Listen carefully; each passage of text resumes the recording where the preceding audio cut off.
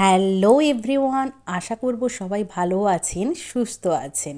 আজকের যে ব্লগটা দেব এটা হচ্ছে একটু দুদিনের মিক্সড ব্লগ আছে। আজকে বুধবার এই ভিডিওটা বানিয়েছি। মারা আনারস নিয়ে এসেছিল, আনারসটাই শিয়ালদা থেকেই পরে বাবা আবার দেখতে পেয়ে, আমি যেহেতু ভালোবাসি অনেকদিন খাওয়া হয়নি শুনে বাবা আবার নিয়ে এসেছিলো, দুটো আনারস নিয়ে এসেছিলো। তখন অতটা পাকা হয়নি, তারপরে দেখলাম একটু পেকে পেকে গেছে, তারপর দুটোই একসাথে কেটে নিয়েছি।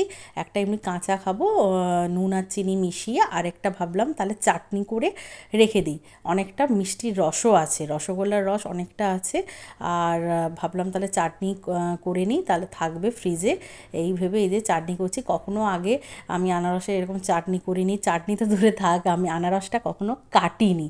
ওই যে আনারসের ওই চোখগুলো বাদ দিতে হয় তো, আর ওইগুলো নিজে নিজে আন্দাজে যেভাবে পেরেছি কিন্তু কেটে নিয়েছি, অসুবিধে হয়নি। ভাবছিলাম পারবো না, আমার মা ছিল, মাকে বলেছিলাম করে দিয়ে যাও, তখন অতটা পাকেনি, তাই জন্য করা হয়নি। তাই আমি এখন নিজে নিজেই কেটে নিলাম, কেটেই ফার্স্ট টাইম নিজেই কেটে এই চাটনি বানিয়েছি। আর এতটা মিষ্টি রস ছিল না, মানে অনেকক্ষণ টাইম লেগেছিলো, তাও তারপরে ভাবলাম না অতটা মিষ্টি রস যখন হচ্ছে না, থাক ওই রকমই একটু থাক, জুস জুস কী আর করবো।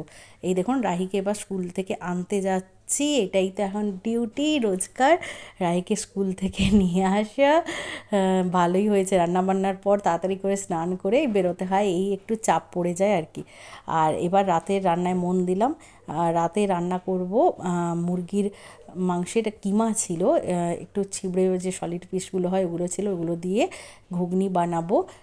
এই দেখুন মাংসটাকে আগে কষিয়ে নিচ্ছি সুন্দর করে, আর তারপরে ঘুগনিটা বানাবো। এখন রাহিও দেখছি জানেন তো, রাত্রে দেখছি আর ভাতটা খেতে চায় না অতটা, আমাদের সাথে রুটি খেতে চায়। এই যে আমাদের এই যে স্পেশাল স্পেশাল রান্না করি, আগের দিন তড়কা বানিয়েছিলাম, দেখলাম রাহি হচ্ছে ওর জন্য মাংস আছে, ওরও কিন্তু নিজের মাংস পছন্দ করলো না, এই আমাদের তড়কা দিয়ে রুটিটা খেলো।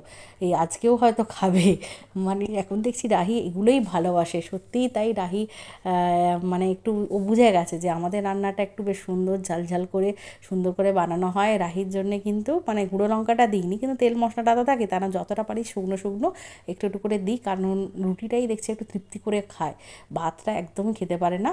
এরপরে রুটিটাও করে নিলাম একদম গরম গরম।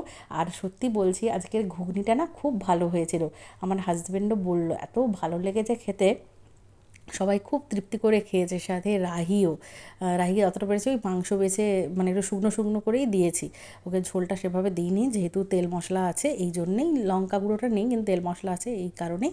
যাই হোক খাওয়াটা আজকে জমে গেল। এরকম মানে ভালো ভালো খাবার হলে কিন্তু রুটি খেতে কোনো প্রবলেম হয় না, তাই না? না হলে তো মানে আমি তো রুটি ভক্ত একদমই নয়, ভালো খাবার হলে অসুবিধে হয় না। আচ্ছা এবার আসি বৃহস্পতিবার, আজকে হচ্ছে বৃহস্পতিবার, এটা হচ্ছে বৃহস্পতিবারের বানানো ভিডিও। আজকে তো নিরামিষ বৃহস্পতিবার, এই অনেক দিন ধরে অনেকগুলো কাঁকরোল পড়েছিল, তাই ভাবলাম সবগুলোই কেটে নিই। কেটে এই যে কাঁকরোল ভাজা করছে হালকা করে তেল দিই, কারণ বাবাও খাবে, তেল দিই কাঁকরোল ভাজা। সাথে আর হয়েছে দেখুন সোয়াবিন পটল আলু দিয়ে একটা ঝাল ঝাল তরকারি আমাদের।